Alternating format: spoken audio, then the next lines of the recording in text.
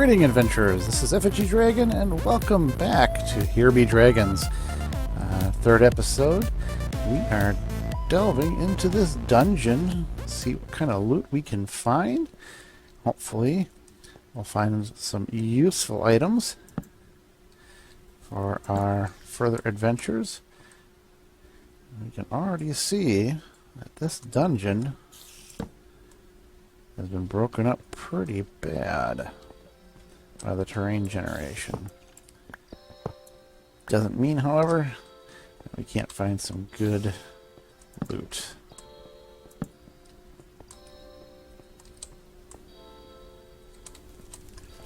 Alrighty, we are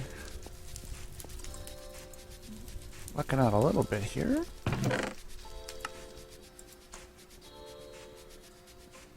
Some TNT. A lot of the armor we're going to find on this first level is way below what we've already armored up with using silent gear. However, give it enough time, you could probably put together a disenchanting table which will actually allow us to strip the enchantments off of any of the gear that we happen to find.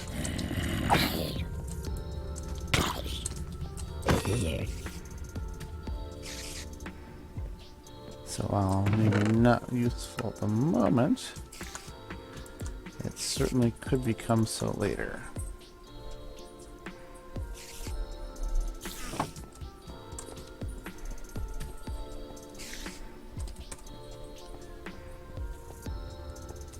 And if anything, identifying some of these spawners that show up in these dungeons will allow us to potentially put together an XP farm.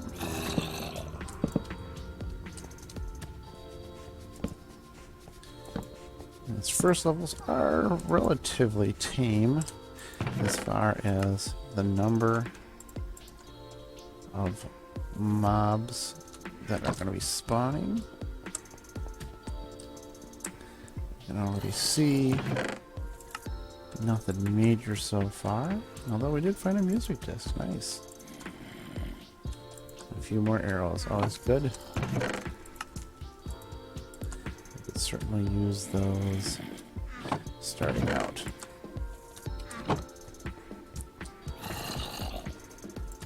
Another advantage of this dungeon is we're going to end up going down quite a few Y levels, and we might actually be able to start looking into potentially getting into levels where we could find some diamonds. Lots of different foodstuffs in some of these rooms, which will absolutely help us increase our hearts. We're now at 32. And there are a huge number of zombies somewhere nearby.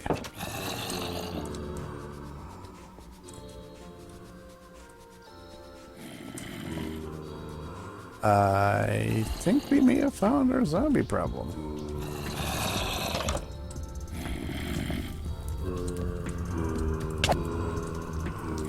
Iron zombies from the abyss?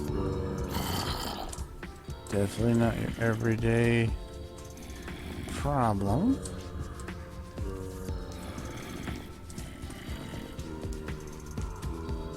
Might want to take a gander exactly what's going on up there.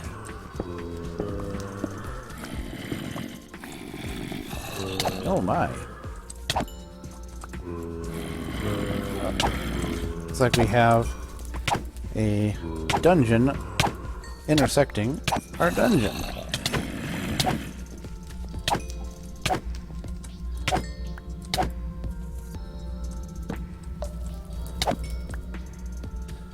A Lyram zombie spawner up here. Interesting.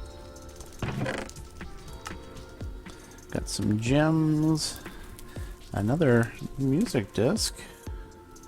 Some string and some ingots.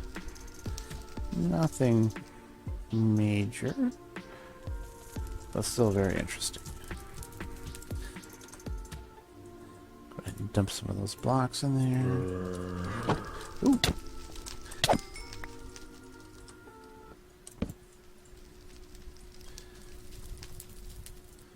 And apparently we can get lots of abyss plants from these guys, which I'm not really looking for at this time. So let's continue on our first level here.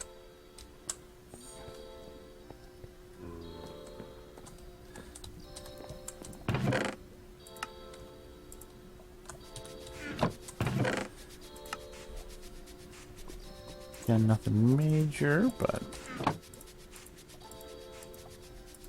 might find a few items here worth the effort. And this will already take us down to the second level. Let's go ahead and take another quick look at the other available direction off of our first landing. And after a quick check here, we'll go ahead and... Ooh! Sneaky skeleton.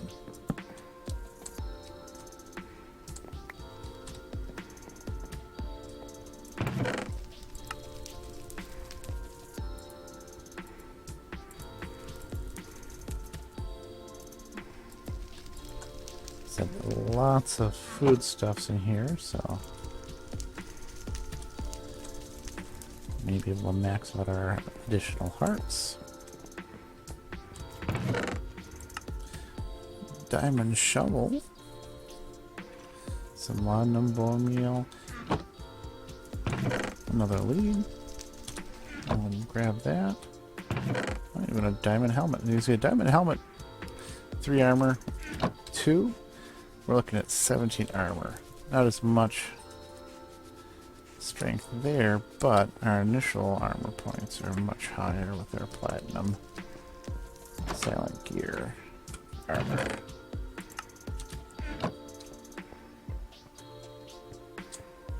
I think it's well worth the trade-off. And let's see, this dungeon has been majorly broken up by the terrain generation.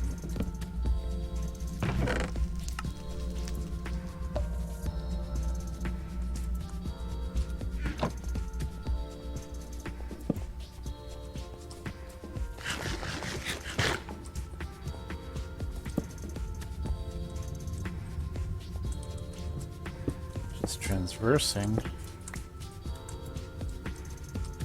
This is interesting difficulty. Oh, and looks like we got a final room here. Some blast furnaces. Looks like a very nice smithy room. Some decent starting level of armor, if we aren't already kitted out to the nines. So you certainly could delve into one of these dungeons early on, so as to not to have to build up your equipment. What do we got up here? It looks like we have kind of a little hidden space. Unfortunately, nothing particularly fancy in the barrel. Alright. That was a quick rundown of our first level of the dungeon. And what we're going to do now, or next, is run back over to that second level and see if we can find anything a little bit more interesting.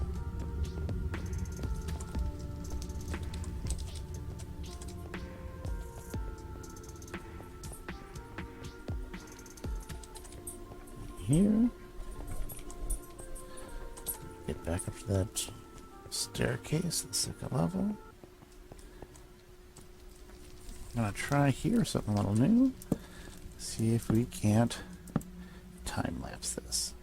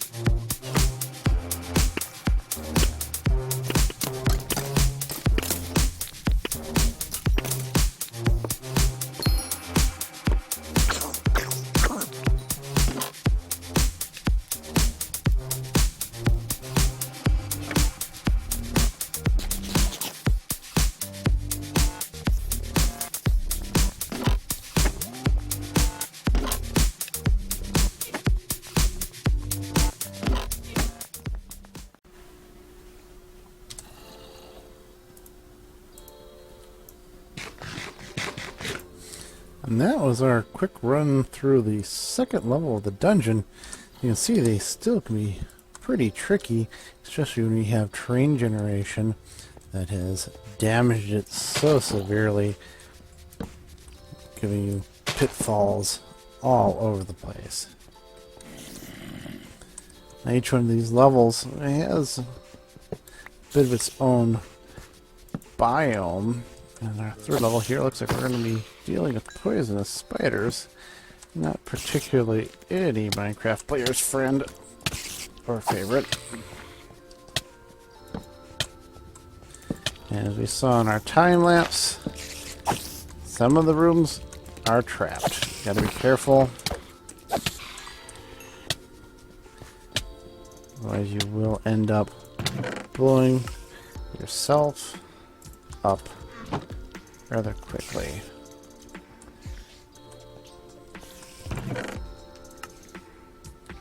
But, well, we are coming across some very interesting and useful items. We have not, unfortunately, got anything particularly powerful.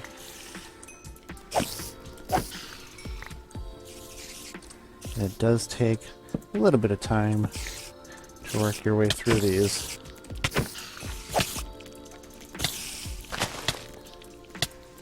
Just due to the severe number, especially at the later on the later levels, of mobs that there could end up being.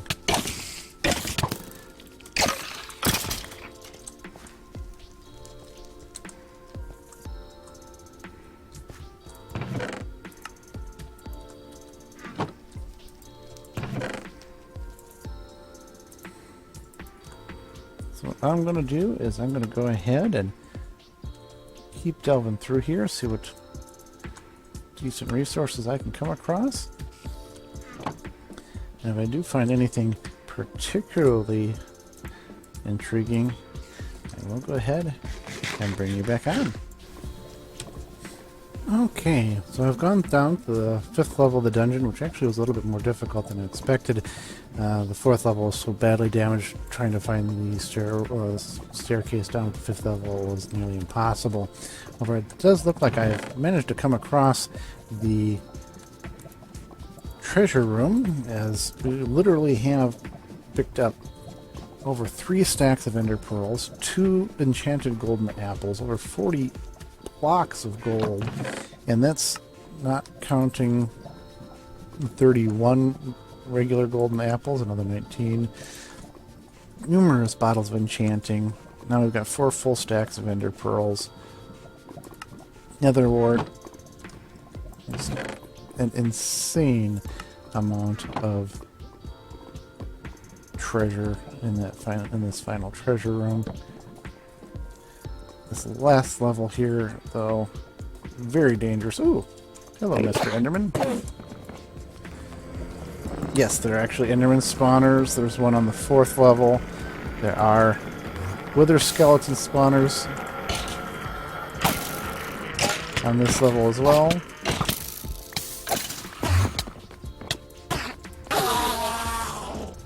So while it is dangerous, it is not impossible. You can see I'm pretty much out of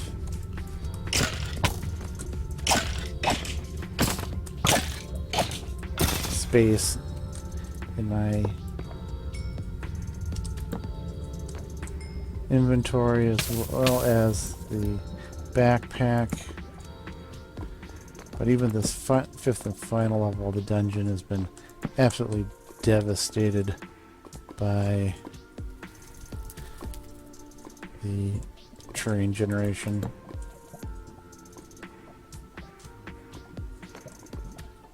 Though apparently we've got some end generation down here too. Very interesting. I don't think I've ever quite seen that. So I need to get some of the stuff floating around me out of my view. Let's look at all those shields. All the lapis lazuli we've been picking up. We've got so much gold we just can't even pick up anymore. Hardened end stone. some rose quartz.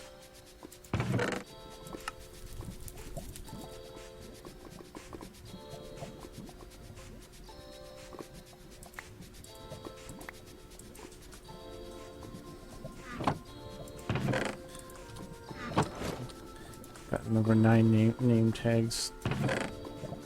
Just an insane amount of materials. So definitely may end up taking several trips if you're going to use this to start collecting some pretty high-end loot, all things considered. Do another little once around. You know, a lot of the stuff down here is pretty good. I've got the majority of it lit up to the point where I'm not going to be too concerned, and the armor and weapons that I'm already sporting has been more than enough to take care of anything spawned in this dungeon. So, as you can see, huge lava lakes. We've got some lava monsters. And once this armor gets enchanted with some protections, it's going to darn near be invincible. Interestingly enough, however, not enough to take on some of the dragons. So, still got a ways to go for that.